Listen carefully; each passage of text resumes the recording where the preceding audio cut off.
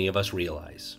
Most chefs would agree that bigger is better when it comes to motors, and our blender, a Waring Xtreme, has as big a motor as you can get before the lights in the kitchen start to dim.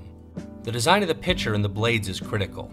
The blades don't simply cut the food down to size, instead they act in concert with the shape of the pitcher to compress, shear, and even cavitate the blending food.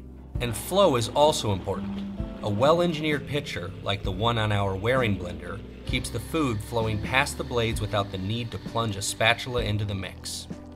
As you can clearly see here, liquid at the top of the pitcher is being pulled down by the blades before being cut and flung out to the sides of the pitcher. This is efficient blending. A final factor is the durability of the blades. A solid professional blender forges its blades from exotic steel alloys that are extremely hard, keeping the edges sharp even after grinding the toughest foods down to size. Really hard, durable foods strain the motor and work to dull the blades. An extreme example is grinding wood chips into small fragments for our kitchen smoker. A lesser blender would overheat before getting the job done and the blades would quickly dull.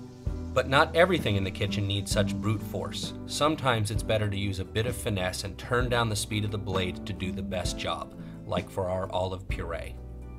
A clever and fast way to remove pits from olives for making tapenades or purees is by blending them on the lowest setting. Blend the olives with no liquid for about 30 seconds, or until the pits are completely clean. Working on the lowest setting allows you to chop through the meat of the olive, but not crack the pit into shards.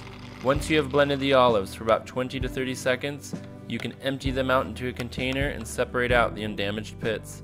At this point, you are ready to make your tapenade, or you can return the olive meat to the blender and continue to blend into a puree.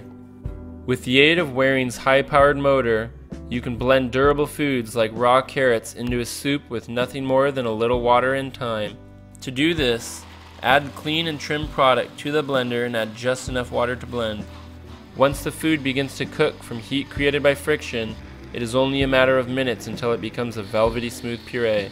But blenders can only puree something so fine, so blending for long periods of time will not yield an increasingly fine puree.